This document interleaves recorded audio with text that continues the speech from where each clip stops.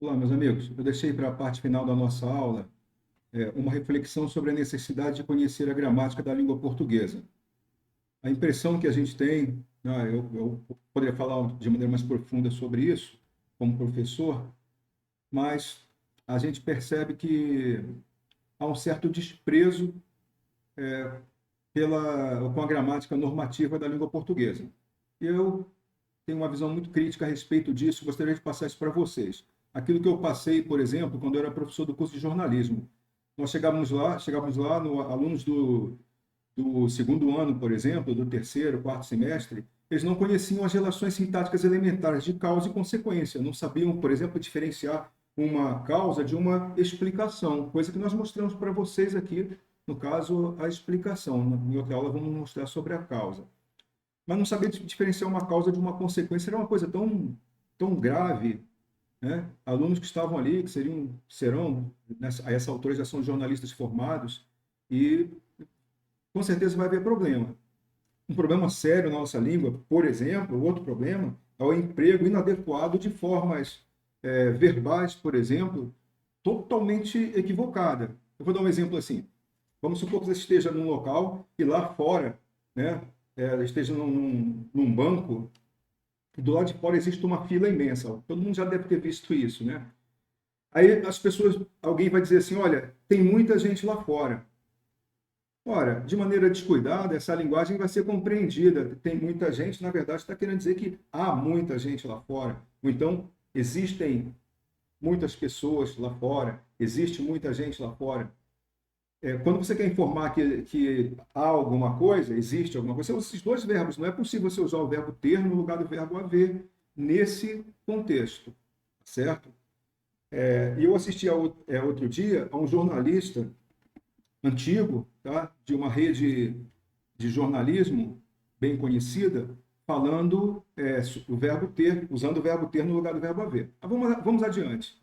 Eu quero que vocês entendam isso aqui.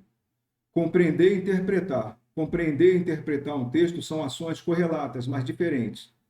Sem a compreensão correta, não se pode chegar à interpretação. Compreender vem de duas palavras latinas, cum, que significa junto, e prehendere, que significa pegar. E interpretar vem do latim interpes, que referia-se ao exame das entranhas de um animal para prever o futuro. Quer dizer, a pessoa pegava um animal, né, e extraía as entranhas e por ali fazia uma espécie de rito para prever o futuro, uma espécie de adivinhação. Uma das acepções de compreender, a que interessa para nós neste momento, é entender, perceber, alcançar com a inteligência. O leitor não pode aproximar-se do texto de mãos vazias, obviamente. Se me entregasse um texto aqui numa determinada língua, francês, por exemplo, eu não teria condições de andar com ele, de caminhar com esse texto, não ser uma palavra ou outra que talvez seja cognata da nossa língua. Então, sem algumas competências necessárias para a leitura, nós não podemos nos aproximar de um texto sem isso. Basicamente, são necessários o domínio do código, vocês conhecem a língua portuguesa, sabem ler código escrito, sabem falar e ouvir, compreendem a nossa língua. O domínio da estrutura. Que estrutura é essa? A estrutura sintática, como é que ela foi montada? Processo de concordância, de regência, de colocação, e que vocês aprenderam durante todo o ensino fundamental. E, claro, vão aperfeiçoando isso, ou irão aperfeiçoar isso ainda neste ano, e melhorarão ainda no ensino médio, para finalizar a educação básica com plenos usuários da língua portuguesa. O conhecimento de mundo. Claro, o que você conhece do mundo, o que você já assistiu, ao que você já leu, ao que você já ouviu, é um elemento importante para que você possa compreender. E o planejamento da estratégia de leitura. Como você lê? Tá? Então, não vamos falar disso hoje, detalhar cada um desses elementos, mas você já tem a ideia. Como é que você lê? Tá? Eu abro o texto, saio lendo letra por letra, sílaba por sílaba? Claro que não, né? Então, você possui uma estratégia, você pode voltar, não entendeu uma palavra, vai pesquisar o que significa aquela palavra, ou vai fazer a leitura completa, depois vai marcar as palavras que não entendeu, vai reler algumas partes. Você vai fazer um planejamento de estratégia de leitura de acordo com o quê? Com o gênero textual. Você tem lá o domínio do código, que aí você vai também conhecer no código o tipo textual, o gênero textual, que mensagem você espera receber daquilo ali, as predições que são feitas. É bem complexo isso, é que você demandaria muitas aulas. Eu estou passando para vocês um fragmento do que a gente fazia em jornalismo, por exemplo, porque lá eles vão produzir textos, tá? Eles não vão só ler, eles vão produzir textos. Aqui vocês vão ler e vão produzir. Interpretar é extrair as entranhas do texto. Lá, extrair as entranhas do animal, aqui é extrair as entranhas do texto.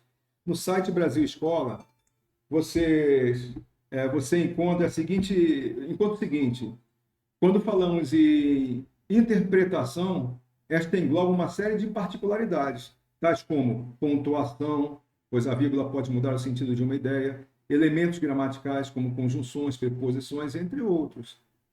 Olha só, aquela partezinha mais, vamos falar de entranhas, é justamente ela necessária para que nós possamos interpretar um texto.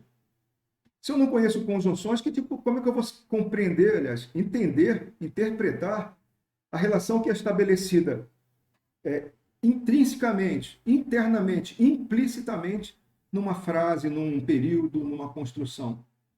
Não me interesso por conjunções, esse assunto é muito chato. Você está abrindo mão de ser um falante competente da língua. Pleno falante competente da língua. Falantes vocês já são. Competentes já são.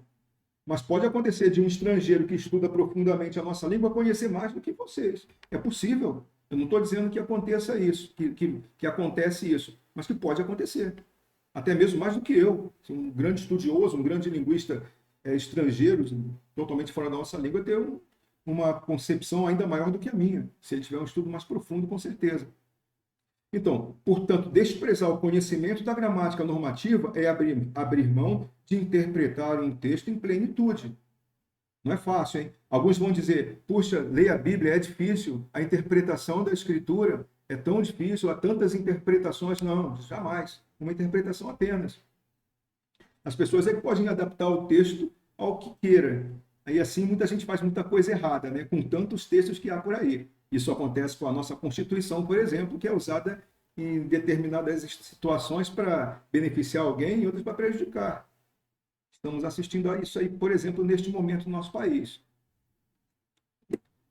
Bom, olha só o que eu encontrei. Isso aqui também fazia parte de uma aula minha no curso de jornalismo e nós chegamos a essa apresentação. Estava lá no 1º de junho, dia da imprensa, 0 hora 2006, adaptado.